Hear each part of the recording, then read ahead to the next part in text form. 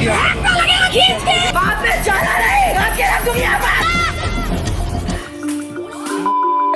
मारूंगा तेरा बाप भी याद करेगा, समझा? मैं आ जाऊं क्या अपनी बार? मैं बता रहा हूँ बदतमीजी मत कर।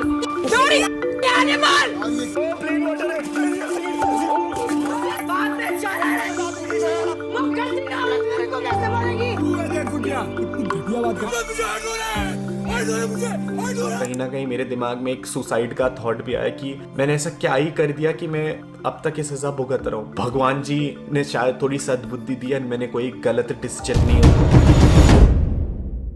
बिग बॉस लगभग 100 कैमरास, 24 घंटे आप पे निगरानी और हर एक प्राइवेट मोमेंट को रिकॉर्ड करना। आपको क्या लगता है ये सिर्फ कोई एक एंटरटेनमेंट है? अगर मैं आपको बताऊं कि ये शो आपके साथ एक साइकोलॉजिकल एक्सपेरिमेंट कर रहा है तो आपको कैसा लगता है? 75 साल पहले जॉर्ज ऑरवेल ने अपना एक प्रसिद्ध नॉवल लिखा था 1984, जिसमें एक कैरेक्टर था बिग ब्रदर, जो हिटलर और स्टालिन जैसे डिक्टेटर थे उनकी तानाशाही को रिप्रेजेंट करता था।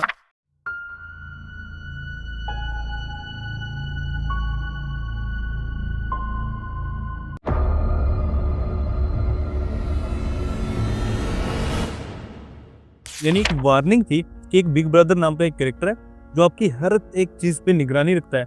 आपकी कोई भी फ्रीडम है, आपकी कोई भी एक्टिविटी कर रहे हो उस पे निगरानी और आपको रिस्ट्रिक्शन भी देता है। लेकिन ट्विस्ट देखिए, जिस वार्निंग को डिक्टेटर के खिलाफ यूज किया गया था आज उसे एक शो बना दिया गया और वो शो तकरीबन 60 देशों में चल रहा है। देखिए साइंस प्रूव करता है कि हमारे अंदर एवरीडे सैडिज्म और एवरीडे वोरिज्म होता है और बिग बॉस है वो इन्हीं दोनों को जॉइंट करके हमारे सामने दिखाता है और हम इन्हीं चीजों को देख के खुशी महसूस करते हैं। अब ये असल में क्या है मैं आपको वीडियो में आगे बताऊंगा, पर आप सोचें कि ये तो एक शो है, एक रियलिटी शो है, इससे भला क्या फर्क पड़ेगा?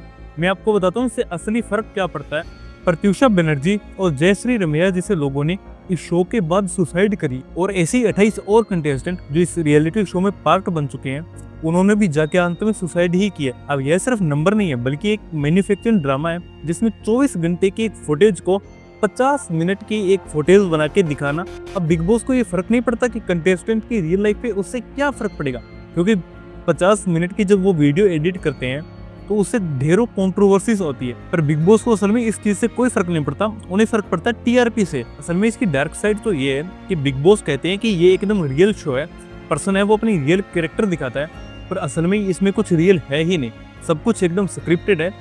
बिग बॉस जानते हैं कि कौन कैसा रिएक्ट, उसको प्रोवोकिंग करना और फिर वो वैसा ही बिहेव करता है, उसका वैसा ही नेचर बना दिया जाता है। हर बार बिग बॉस में ढेरों कैरेक्टर आते हैं, पर क्या आपने कभी देखा है कि विकास दिव्य कीर्ति या खान सर जैसे और जो पढ़े लिखे आदमी हैं वो बिग बॉस में क्यों नहीं आते? अगर उनको बुलाया भी जाए ना तब भी वो बिग बॉस जैसे शो में नहीं आएंगे, क्योंकि वो सच्चाई जानते हैं और वो थोड़े बहुत पैसों के लिए अपने कैरेक्टर को खराब नहीं करेंगे। तो आज हम बात करेंगे बिग बॉस की डार्क साइड की, बिग बॉस की रियलिटी की, तो वीडियो को अंत तक जरूर देखना। तो टॉपिक पे वापस आते। 10 करोड़ से ज्यादा दर्शक, 3000 करोड़ मिनट का वॉच टाइम और 500 करोड़ से ज्यादा वोट्स, ये सिर्फ नंबर नहीं है बल्कि ये भारत के सबसे बड़े और सबसे कंट्रोवर्शियल शो यानी बिग बॉस के बारे में है। अब हर साल करोड़ों लोग टीवी स्क्रीन से चिपक जाते हैं, लोगों की लड़ाइयाँ, उनकी कॉन्स्पिरेसीज और उनकी प्राइवेट लाइफ को देख के प्लेजर लेते हैं और कहते हैं ये तो एक मनोरंजन का है, ये तो एक शो है, इससे भला क्या होगा, हम तो सिर्फ टाइम पास के लिए देखते हैं। पर अगर मैं आपको बताऊं कि ये सिर्फ एक कोई एंटरटेनमेंट का शो नहीं है बल्कि ये एक साइकोलॉजिकल ट्रैप है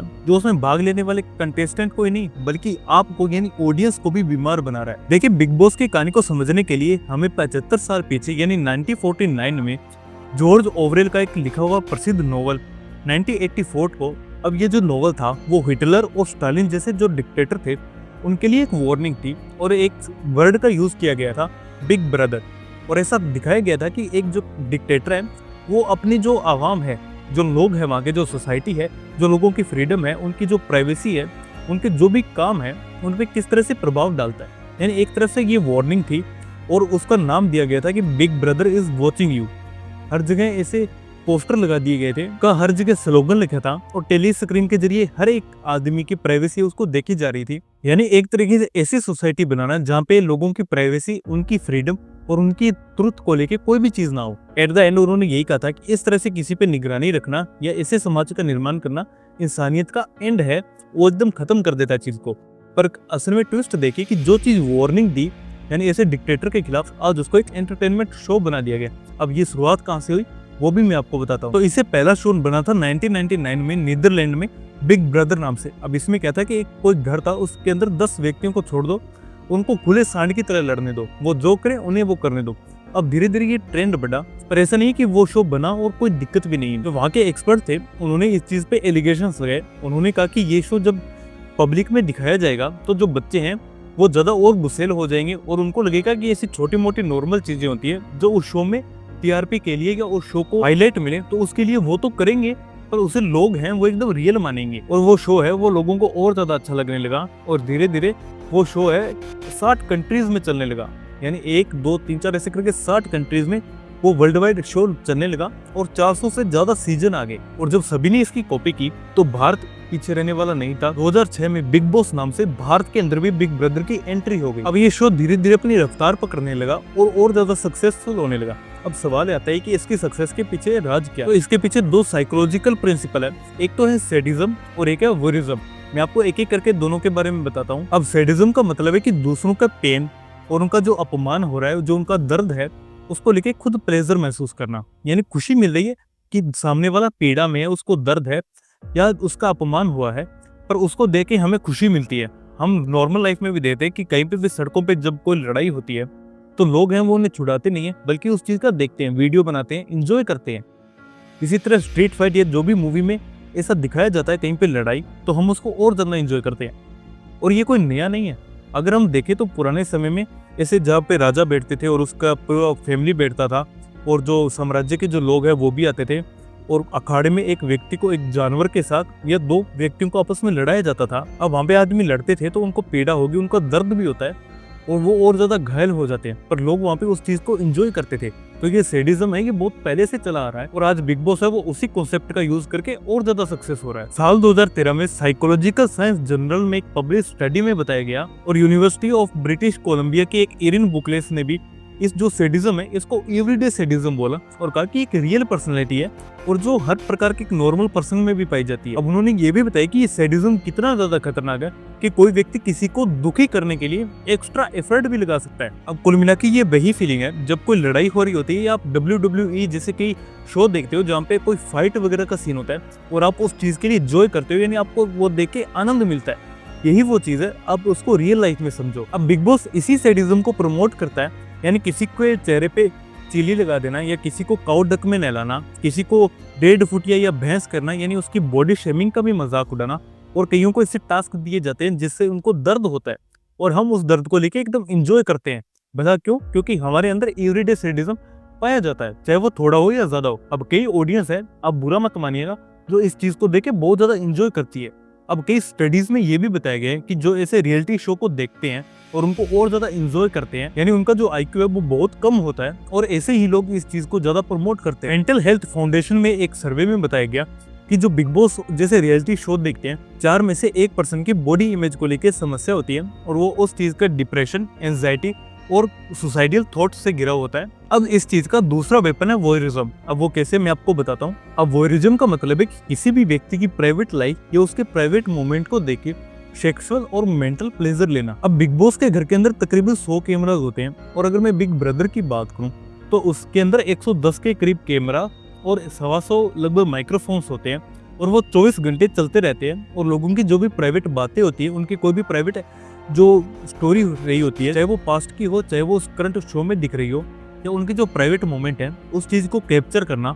एक्सपर्ट कहते हैं कि जो लोग सैडिज्म और वॉयरिज्म दोनों को देखते हैं उनके लिए ऐसा बुली करना या प्राइवेट मोमेंट पे कोई अटैक आना उनके लिए एकदम नॉर्मल बन जाता है। अब मैं आपको बताऊंगा कि इस शो का सबसे बड़ा झूठ क्या है और वो झूठ है इसका रियलिटी होना।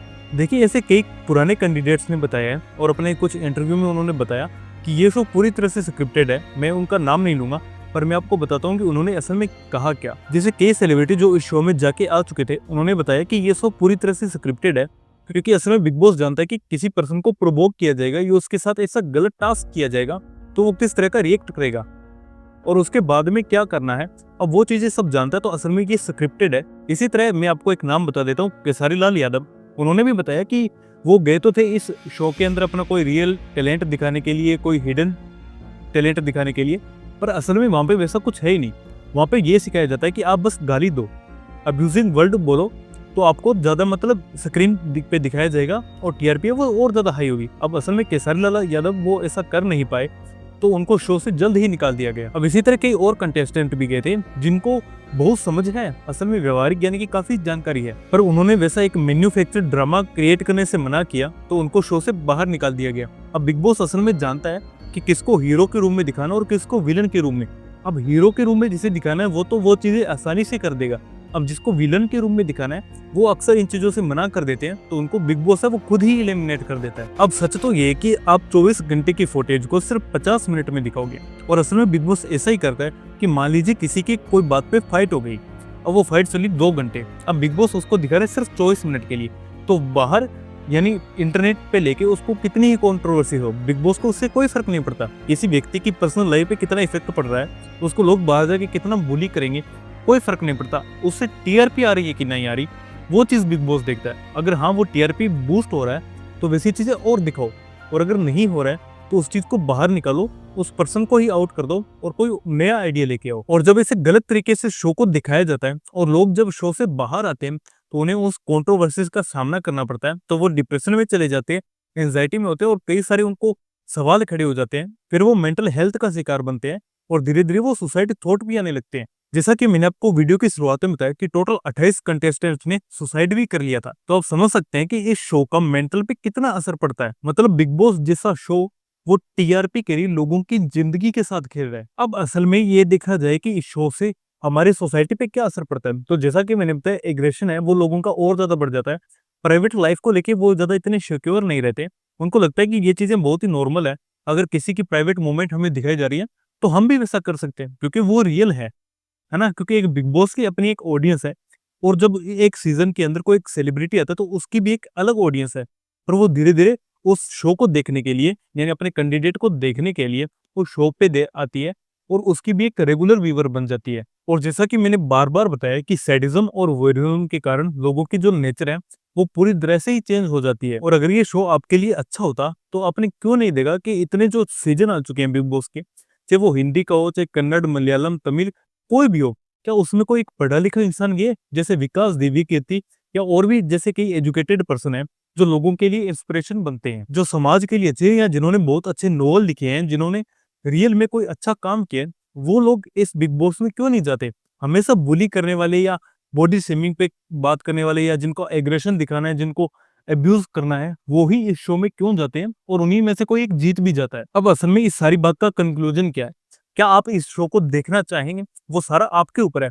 आप किस तरह का कंटेंट देखते हैं या किस चीज को आप ऑब्जर्व करते हैं वो आपके ऊपर है। आप क्या ऐसे शो को देखेंगे जो आपके मेंटल और किसी भी तरह की आपकी जो लाइफ है उस पर बहुत ज्यादा इफेक्ट डालता है, वो भी नेगेटिव तरीके से, या आप ऐसा कंटेंट देखें जो आपको ग्रोथ करता है, आपकी माइंड को और आपकी जो सोल है उसको और ज्यादा इंप्रूव करता है।